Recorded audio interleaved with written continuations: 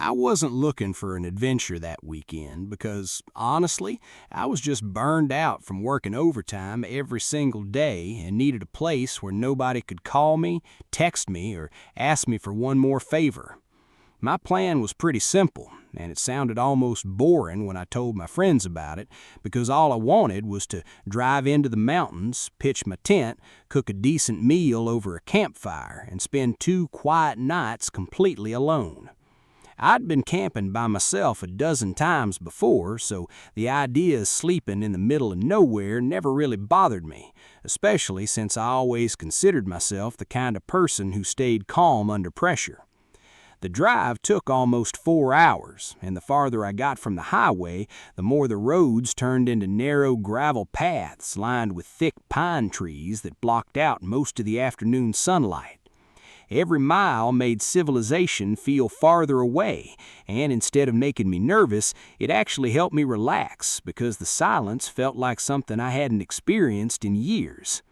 When I finally reached the old campsite, I noticed there were only 2 empty parking spots, a weathered information board, and a trail that disappeared into a forest so dense it almost looked black even though the sun was still high in the sky. There wasn't another person around, not a single parked truck, no voices, no music, and no smoke rising from another campsite, which honestly sounded perfect to me at the time. I unloaded my gear, stretched my legs after the long drive, and smiled to myself because it finally felt like I could breathe without hearing traffic, notifications, or somebody asking me another question. If someone had told me that this peaceful little campsite would become the place I'd remember for the rest of my life, I probably would have laughed and kept setting up my tent anyway. Looking back now, I realize the scariest nights usually don't begin with something terrifying, because they begin with everything feeling completely normal. Setting up camp didn't take very long since I'd packed everything in the same organized way for years, and I could probably pitch that tent with my eyes closed if I really had to. I found a flat patch of ground just far enough away from the trees that I wouldn't have to worry about fallen branches if the wind picked up during the night. The air smelled like pine needles, damp soil, and old wood, and there was something strangely comforting about breathing in air that hadn't passed through city streets or office buildings first. Every now and then I heard birds calling to each other somewhere high above the trees, but besides that, the entire forest seemed unusually quiet for late afternoon.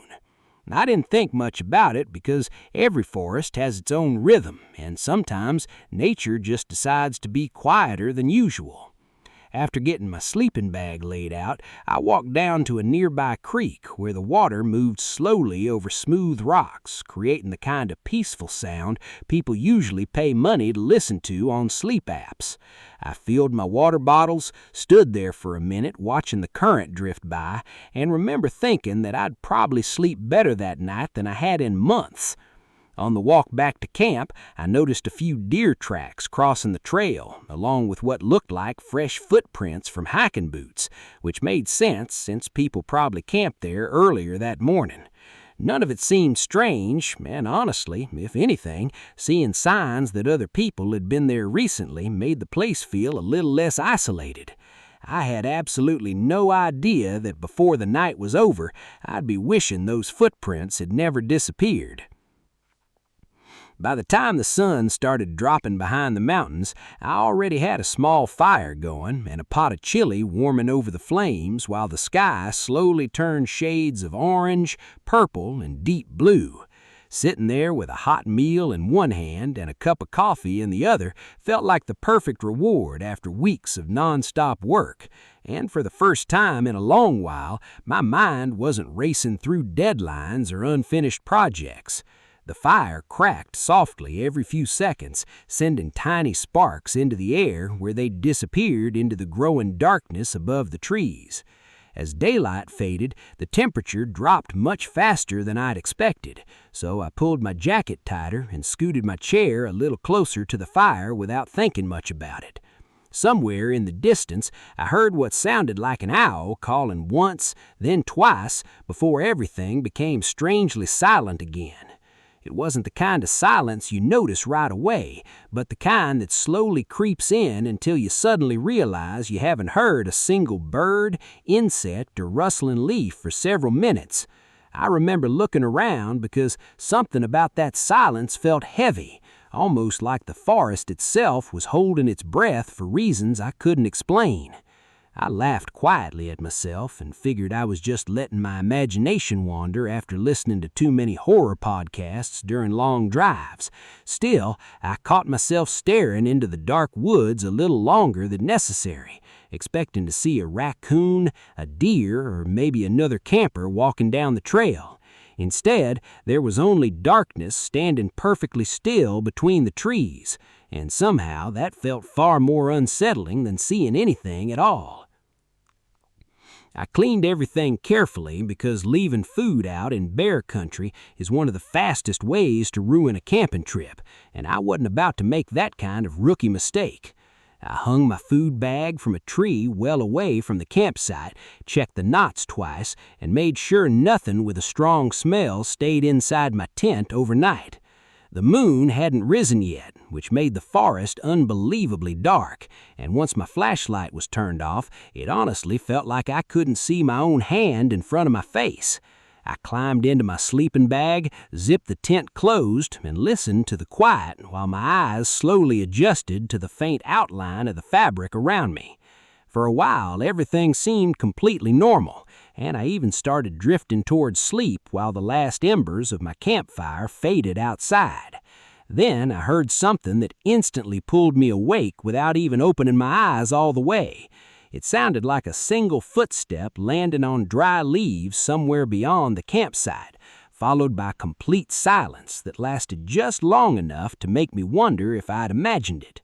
A few seconds later, another slow step echoed through the darkness, deliberate enough that it didn't sound like a deer or any other animal I'd heard while camping before. I held my breath and listened carefully, telling myself there had to be a perfectly reasonable explanation, because forests are full of strange sounds once the sun goes down.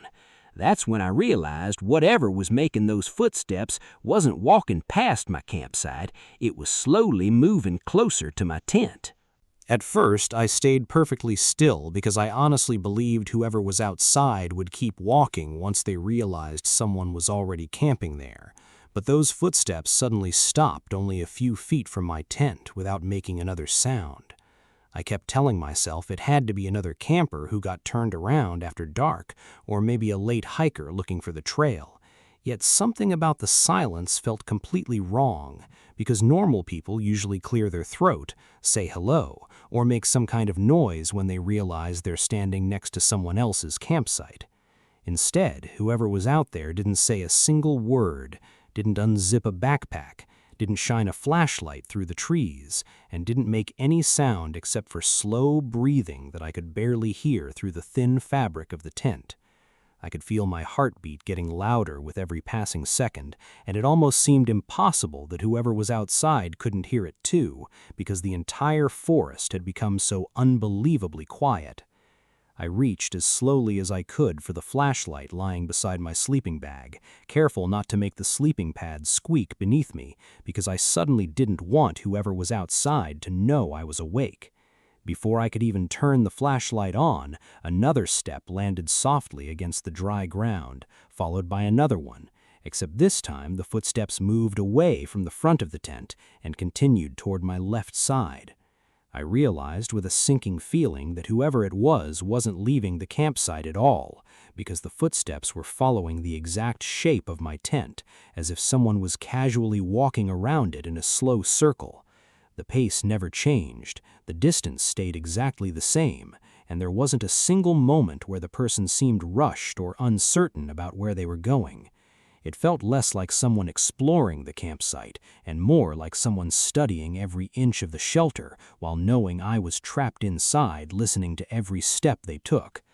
That's when I stopped trying to convince myself it was just another camper, because no normal person walks silent circles around a stranger's tent in the middle of the night. The footsteps continued their slow circle for what felt like forever, although it was probably only a couple of minutes, and every time they passed near my head, I could actually hear leaves being pressed into the ground beneath someone's boots. I thought about calling out and asking who was there, but something deep inside kept telling me not to speak because the person outside already knew exactly where I was, while I had absolutely no idea who or what I was dealing with.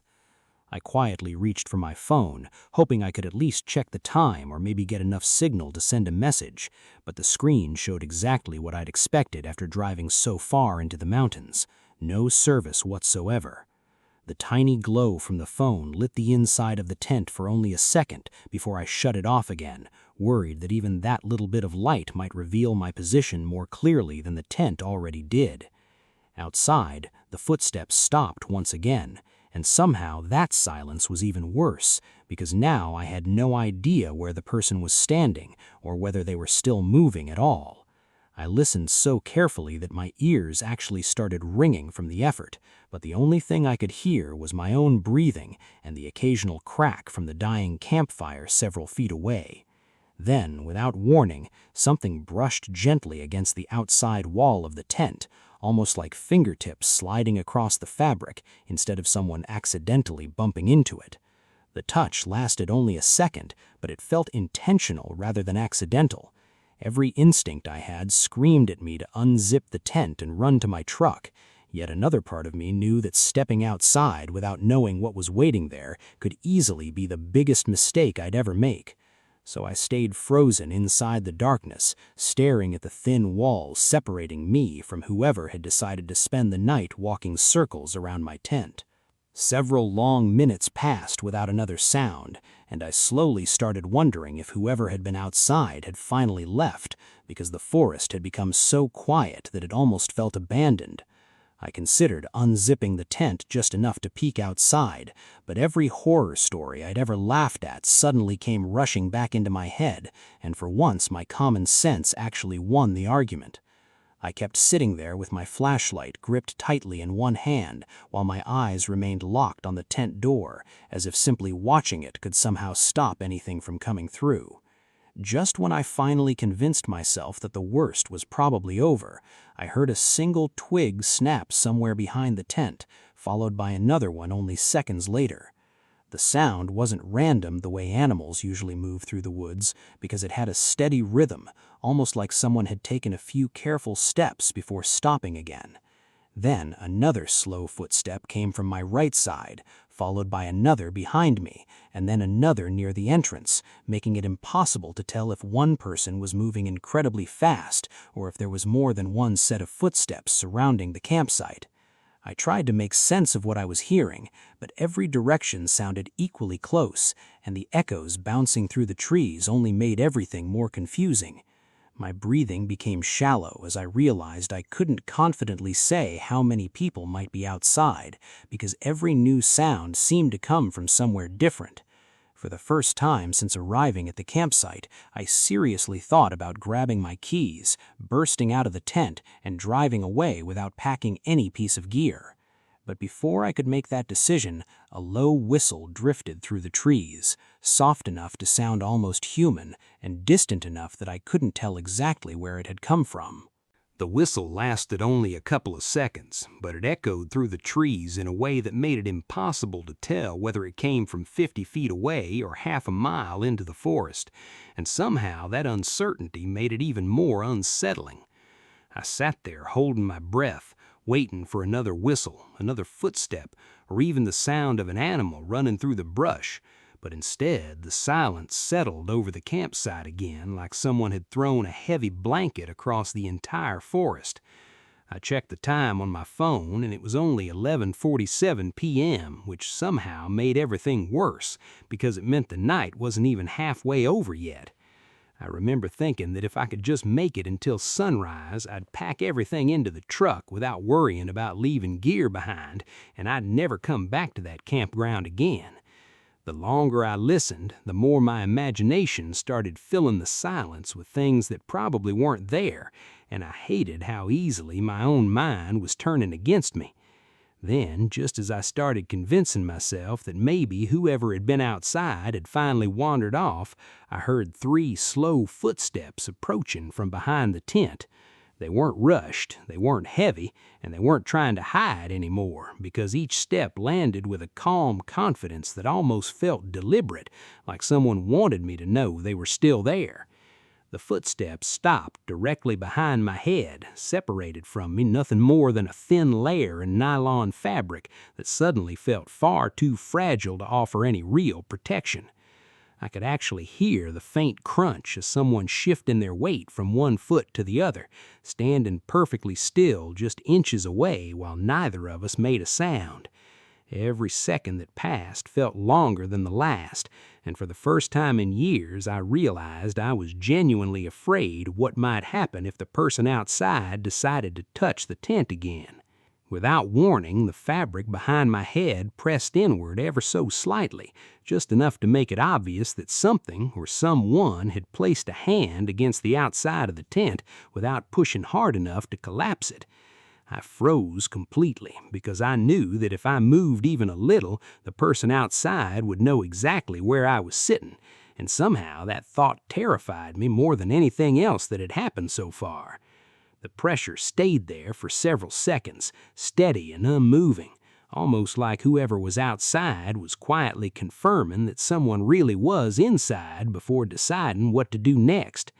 Then the hand slowly slid across the side of the tent from one end to the other, making a soft scratching sound on the nylon that I'll never forget no matter how many years pass. It wasn't the frantic clawing of an animal or the accidental brush of a branch moving in the wind, because there wasn't any wind at all, and the movement was far too controlled to be anything natural. My flashlight felt heavy in my hand, and I kept wondering whether turning it on would scare the person away or simply let them know exactly where to strike if they had bad intentions. I reached toward the zipper as quietly as I could, thinking that maybe I could peek through the smallest opening without being noticed, but before my fingers even touched it, the pressure disappeared completely. A second later, I heard footsteps again, except this time they were moving away from the tent at the same painfully slow pace they'd used all night, as if the person had finished checking whatever they'd come to inspect. I waited another full minute before daring to breathe normally, but the feeling that I was still being watched refused to go away no matter how quiet the forest became. Deep down, I knew this wasn't over, because people don't spend nearly an hour circling a stranger's tent in total silence just to walk away without a reason. I don't know exactly how much time passed after the footsteps faded, because I had completely lost my sense of time, and every minute felt like it stretched into an hour while I sat motionless inside the darkness trying to hear anything at all.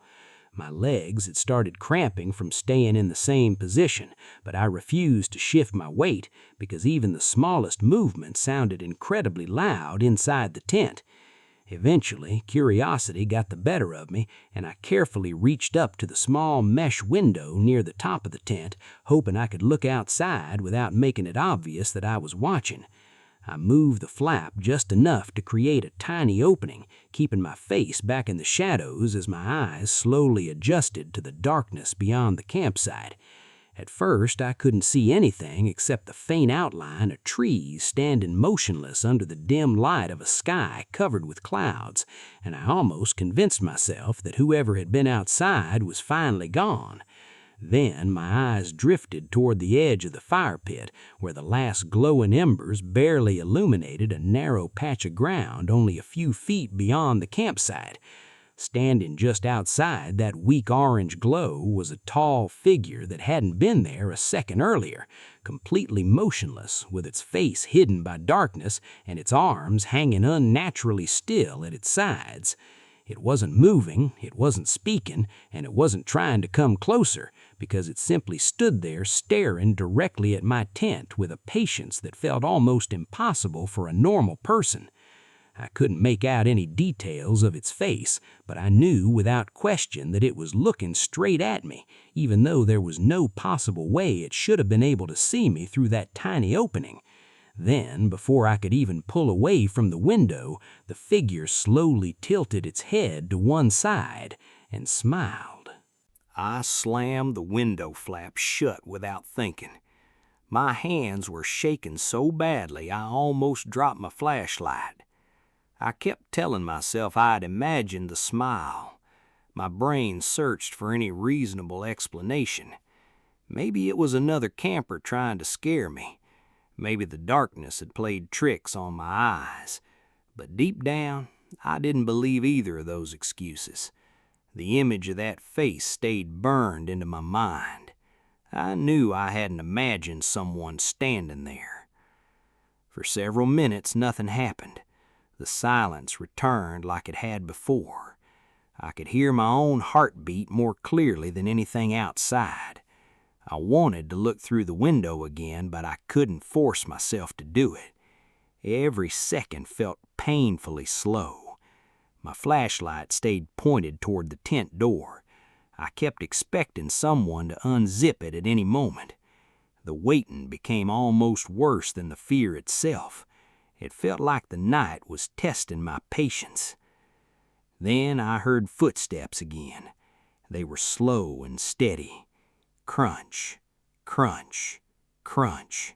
They stopped right outside the entrance of my tent. Whoever it was didn't knock or say a word. They simply stood there. I could almost picture a pair of boots only inches away from the zipper. I held my breath so long my chest started to hurt. Somehow they knew exactly where I was. A few seconds later I heard another sound. It wasn't a voice.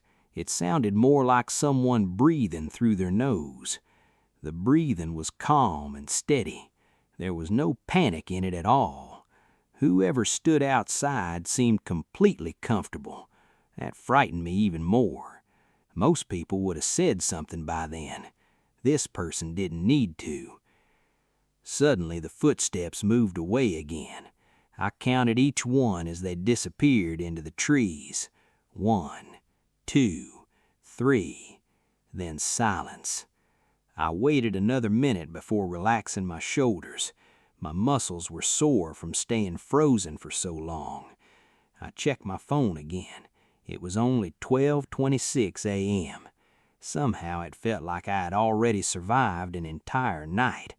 Sunrise still felt impossibly far away. I decided I couldn't stay inside forever. I quietly reached for my truck keys. If I had to run, I wanted them in my pocket. I also grabbed the bear spray lying beside my backpack. I'd never had to use it before. I hoped I never would. It wasn't much, but holding it made me feel slightly less helpless. At least I had something to defend myself with. Just when I started calming down, something heavy hit the ground outside. It sounded like a rock being dropped. Then another one landed. Neither hit the tent. They landed several feet away, almost like someone wanted my attention. I stayed perfectly still. Whoever was outside wasn't trying to break in. They were trying to keep me awake. I finally gathered enough courage to peek through the small window again.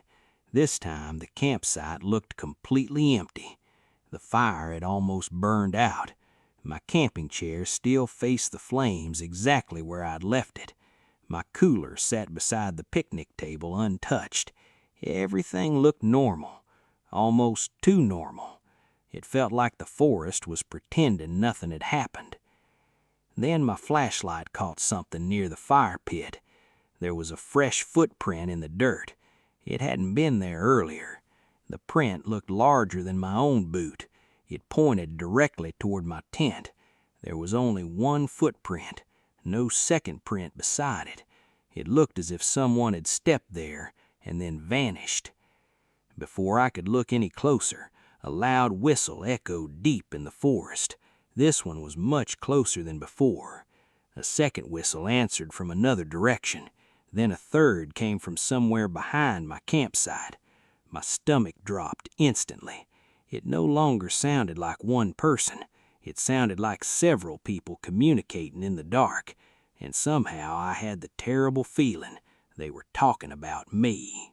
The whistles stopped as suddenly as they had started, leaving behind a silence so complete that I could hear the soft crackle of the last glowing ember in my fire pit. I stayed completely still, trying to figure out whether the sounds had been real or if exhaustion was finally getting to me after hours of sitting in fear. My eyes never left the tent door because I couldn't shake the feeling that someone was standing just outside, waiting for me to make the first move. Every few seconds I glanced at my phone, hoping more time had passed than I expected, but the minutes barely seemed to move. The darkness outside somehow felt thicker than before, almost as if the trees themselves had closed in around the campsite. I reminded myself that panic could make ordinary things seem terrifying, but that explanation became harder to believe after everything I had already heard. I tightened my grip on the bear spray and listened with every bit of focus I had left. Then, from somewhere far beyond the trees, I heard the faint sound of branches snapping one after another, as though several people were slowly walking through the forest in my direction. The footsteps weren't rushed, and that calm, steady pace made them even more unsettling. Whatever was out there didn't seem afraid of being heard anymore. I finally made up my mind that staying inside the tent was no longer the safest option, because the thin layer of fabric around me suddenly felt more like a trap than a shelter. I quietly slipped on my hiking boots without turning on my flashlight, trying to make as little noise as possible while keeping my breathing under control. My truck was only about 40 yards away, but in complete darkness, those 40 yards felt like an impossible distance. I pictured myself running across the campsite before someone stepped out of the trees before I could reach the driver's door. Every worst-case scenario raced through my head at the same time, making it nearly impossible to think clearly.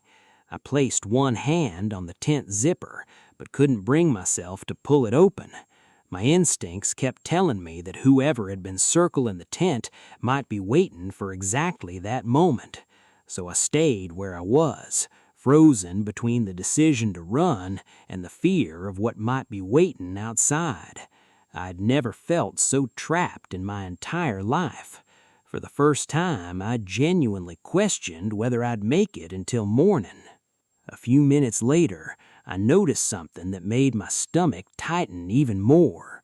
The temperature inside the tent suddenly dropped, almost as if someone had opened a freezer door nearby. My breath became visible in the beam of my flashlight when I briefly turned it toward the floor. That didn't make any sense, because it had been a warm summer evening only a few hours earlier. Even stranger, the air outside had become completely still. Not a single leaf moved. The trees stood perfectly motionless under the dark sky, creating an eerie silence that felt unnatural. It was as though the entire forest had stopped breathing. Then I heard a slow scrape against the side of the tent again, followed by another one, moving carefully from the back toward the entrance. Whatever was outside had returned. This time, the movement around the tent was different because it wasn't just footsteps anymore. I could hear someone dragging their fingers across the fabric in long, slow strokes that made a soft scratching sound. The noise traveled around the tent one side at a time, never speeding up or slowing down. It almost felt like whoever was outside was tracing the outline of the tent from memory. I squeezed my eyes shut for a second, hoping the sound would stop, but it continued without interruption. Every scrape made the tiny hairs on my arms stand up. I wanted to yell, ask who they were, or threaten to call the police, but I knew there was no signal, and probably nobody within miles who could hear me anyway. The only thing I could do was sit there and listen. Somehow, that feeling of complete helplessness was worse than the sounds themselves. It was like becoming part of someone else's game without knowing the rules. Then everything stopped again. The scratching disappeared. The footsteps disappeared. Even the night insects that had finally started chirping went quiet once more. I counted slowly to 30 before daring to move my head. Nothing happened. I counted to 60. Still nothing.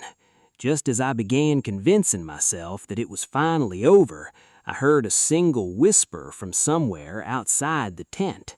It wasn't loud enough to understand the words, but it sounded unmistakably human. Someone had spoken only a few feet away from where I was lying. The whisper lasted only a second before it faded into the darkness, but it was enough to send a chill through my entire body because I knew it hadn't come from inside my head. I leaned forward, trying to catch another word, but all I could hear was the faint ringing in my ears after holding my breath for so long. Then the same voice whispered again, a little louder this time, though I still couldn't make out what it was saying. It sounded like someone speaking just softly enough to keep me listening. Every instinct told me not to answer, because the voice didn't sound frightened or lost. It sounded patient. It sounded like it knew I was awake. I slowly reached for my flashlight again, but before I turned it on, the whisper stopped as suddenly as it had begun. The silence that followed somehow felt even heavier. Whoever had been speaking was still out there, and they knew exactly how to keep my attention. A few minutes passed before I heard another sound, but this one came from farther away. It was the unmistakable slam of a truck door echoing through the forest. My heart jumped with hope because I thought another camper had finally arrived. I waited for headlights to shine through the trees or for voices to drift across the campground, but neither happened. Instead, the forest remained completely dark. There was no engine starting, no footsteps on the gravel road, and no flashlights moving between the campsites.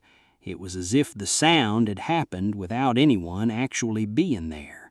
I couldn't explain it, and the more I thought about it, the less sense it made.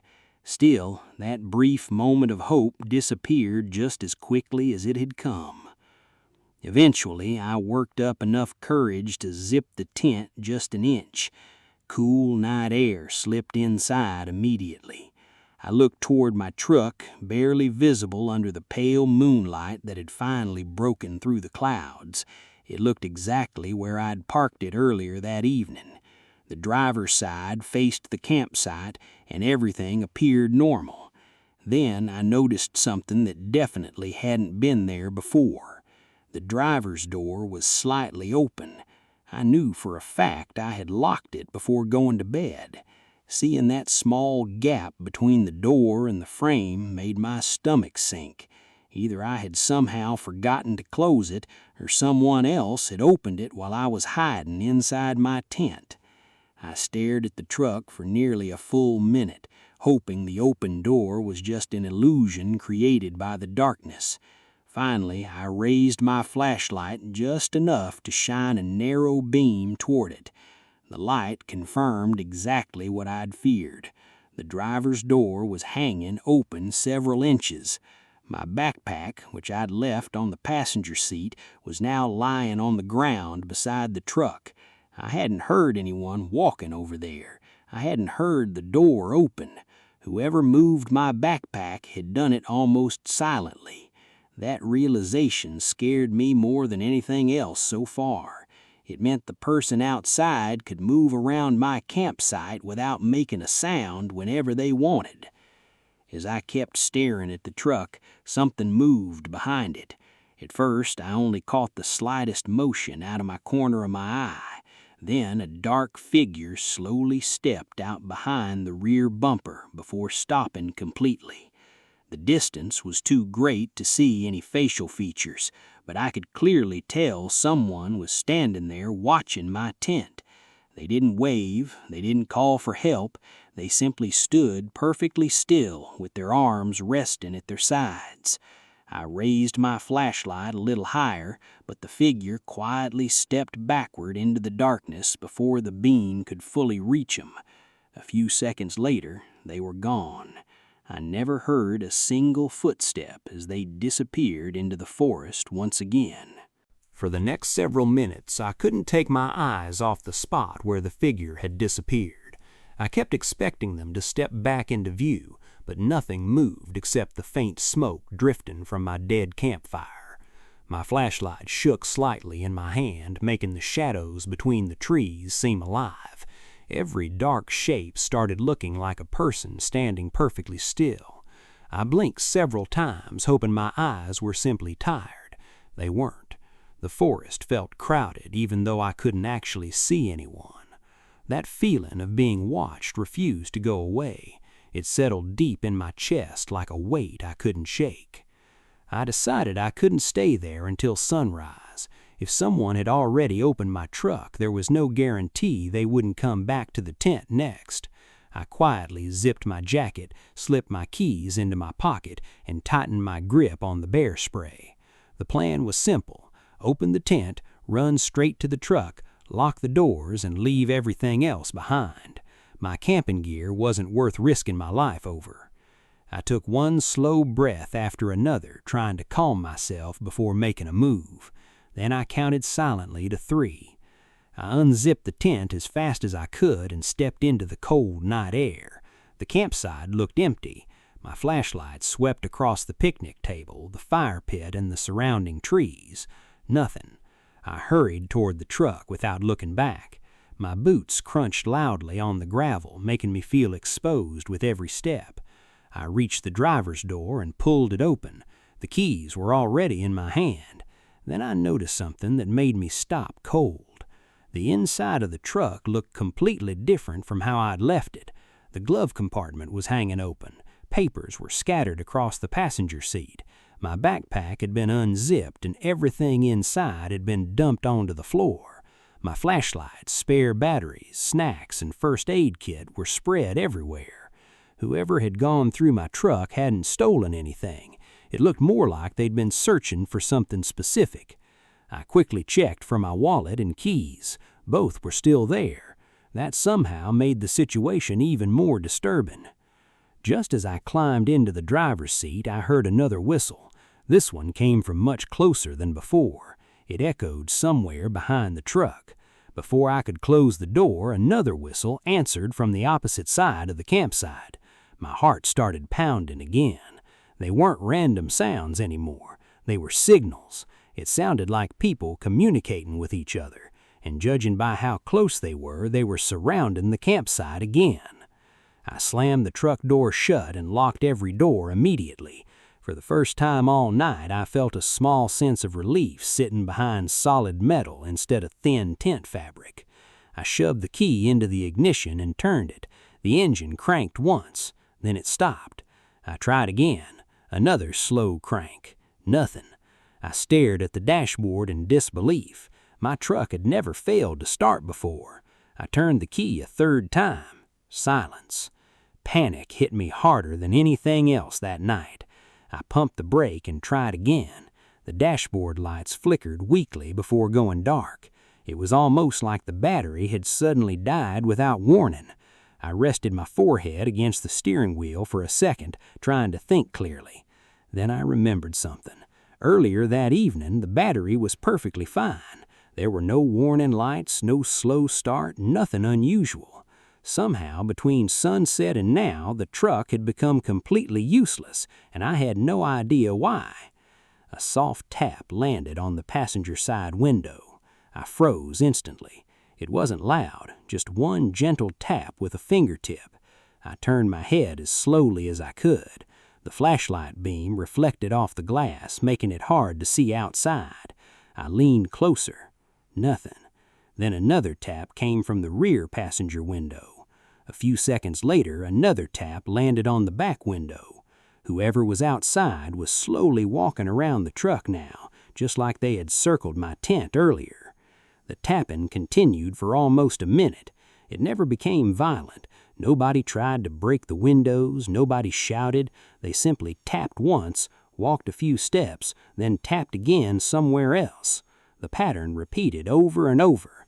It almost sounded playful, like whoever was outside enjoying knowing I couldn't leave. I kept scanning the darkness with my flashlight, but every time the beam reached the trees there was nobody there, only shadows. Then everything stopped again. The tapping ended. The whistles were gone. Even the wind had disappeared. I slowly lowered the flashlight and looked through the windshield toward my abandoned tent. At first it looked exactly the way I'd left it. Then I noticed a dark silhouette standing beside it. The figure wasn't moving. It was simply staring toward my truck. A few seconds later, another silhouette stepped out from behind the trees. Then another. By the time my eyes adjusted to the darkness, I counted 4 motionless figures surrounding the empty campsite, and none of them appeared to be in any hurry to leave. I sat completely frozen behind the steering wheel, staring through the windshield as those 4 figures remained perfectly still around my campsite, and the longer I looked at them, the more I realized that none of them were looking at each other, because every single one of them seemed to be staring directly at my truck. My mouth had gone completely dry. My hands were shaking so badly that I almost dropped the flashlight into my lap, and no matter how many times I blinked, those silhouettes refused to disappear like a trick of the darkness. I kept waiting for one of them to wave, speak, or take a step forward like any normal person would, but instead they stood there with an unnatural stillness that made them look less like campers and more like statues placed in the middle of the forest. The silence became almost unbearable because I couldn't hear breathing, footsteps, or even the wind moving through the pine trees anymore, and it honestly felt like the entire mountain had gone quiet just to force me to pay attention to what was happening outside. I reached for my phone again out of pure habit, even though I already knew there wasn't going to be any signal, and seeing those empty bars on the screen somehow made me feel even more isolated than before. My truck suddenly didn't feel like a way to escape anymore, because it had become nothing more than a metal box sitting in the middle of miles and miles of dark wilderness with no help anywhere nearby. Every survival instinct I had was screaming at me to stay inside with the doors locked, but another part of my mind kept wondering how long I could realistically sit there if the truck refused to start before the battery finally died completely.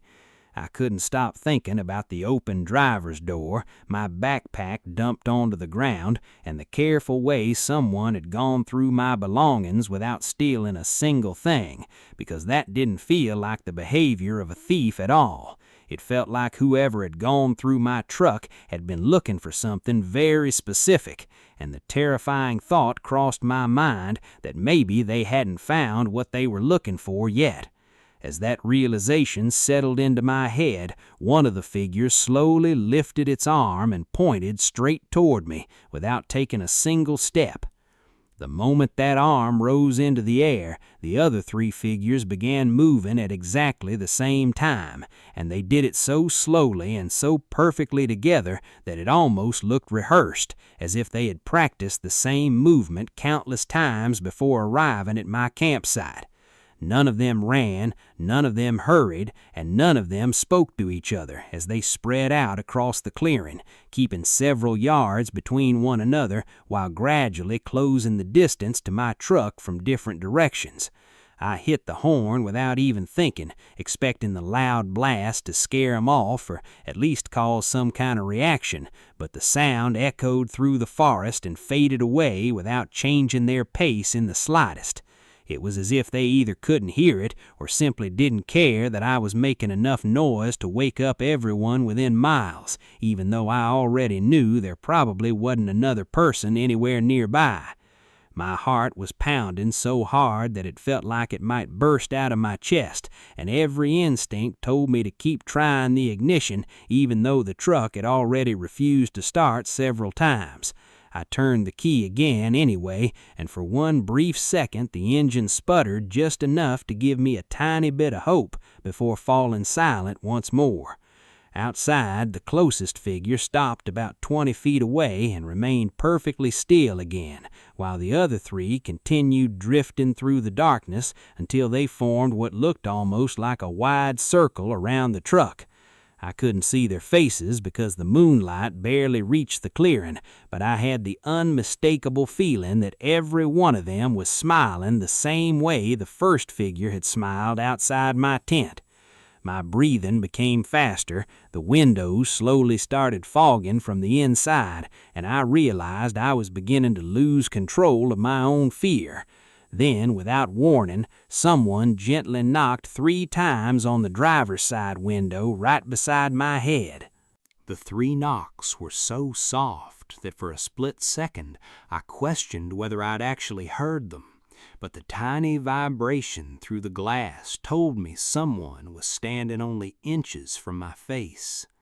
I turned my head as slowly as I could, barely able to breathe, expecting to see a face pressed against the driver's window. Instead, there was nothing. My flashlight reflected off the glass, showing only my own terrified expression staring back at me. I leaned closer, trying to see past the glare, when another knock came from the exact same spot. This time I knew it wasn't my imagination. Whoever had knocked was somehow staying just outside my field of view. I quickly swung the flashlight toward the window, but the beam revealed only empty air and rows of pine trees disappearing into the darkness. Before I could make sense of it, another gentle knock came from the passenger side, followed almost immediately by one from the back window. It felt like something was circling the truck again, always staying just one step ahead of wherever I looked. I forced myself to stop chasing the sounds with my flashlight because I realized I was reacting exactly the way whoever was outside wanted me to react. My breathing slowed just enough for me to think clearly again, and I reminded myself that fear can make people make terrible decisions.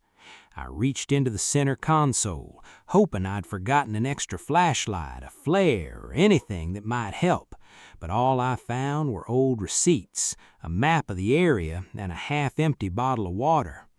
I unfolded the map across the steering wheel, and that's when I noticed something strange that I hadn't paid attention to earlier. Someone had circled a section of the forest with a black marker. I knew it wasn't me because I'd bought the map brand new at a gas station that afternoon. Next to the circle were 3 handwritten words that made my stomach tighten instantly. They simply read, "Don't stay here."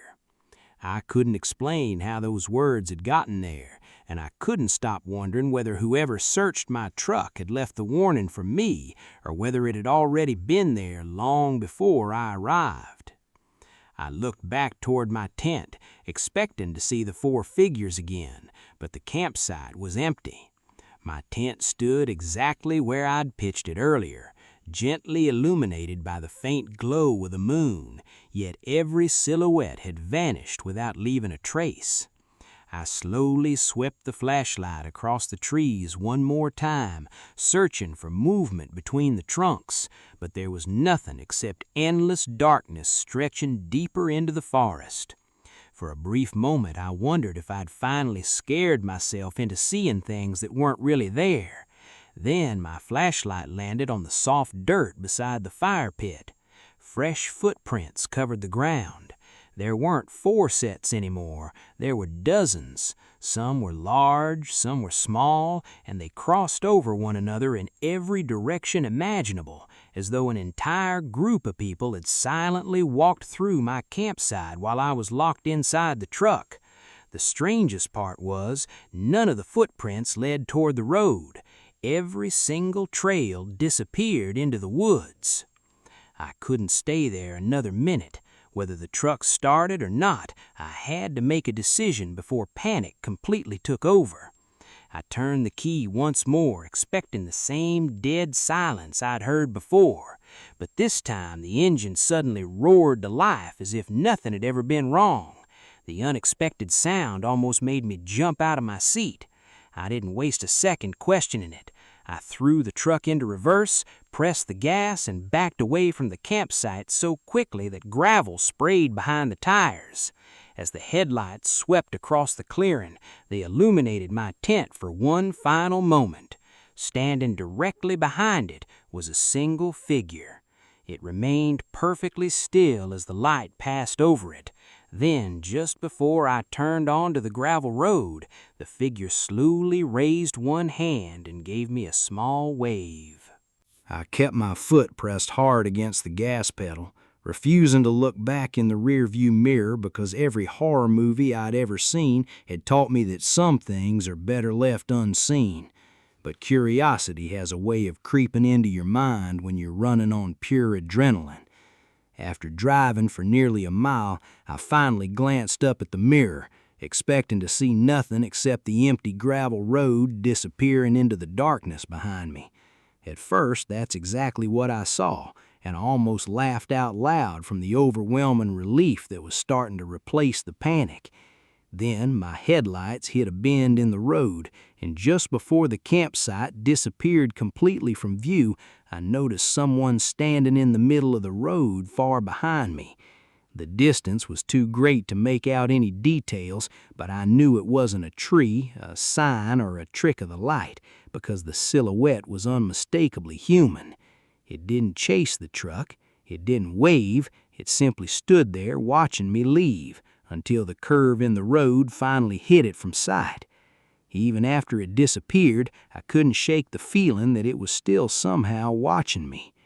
The gravel road seemed much longer than I remembered from earlier that afternoon, and every few hundred yards I found myself checking the mirrors again just to make sure nothing had appeared behind the truck. The engine was running perfectly now, almost as if it had never refused to start in the first place, but I still couldn't understand why it had suddenly come back to life at exactly the moment I decided to leave. About 20 minutes later, I finally reached the paved highway, and seeing streetlights in the distance felt like stepping back into the real world after spending hours trapped inside a nightmare. I pulled into the first gas station I could find because my hands were shaking too badly to keep driving. The clerk looked up from behind the counter and immediately asked if I was okay, because according to him, I looked like I'd seen a ghost. I forced a nervous smile and told him I'd had a rough night camping in the mountains. Before I could say anything else, his expression changed. He asked me a simple question that made my stomach drop. "You weren't camping at Black Ridge Campground, were you?" I slowly nodded without saying a word, and the clerk let out a long sigh before glancing toward the older man drinking coffee near the window.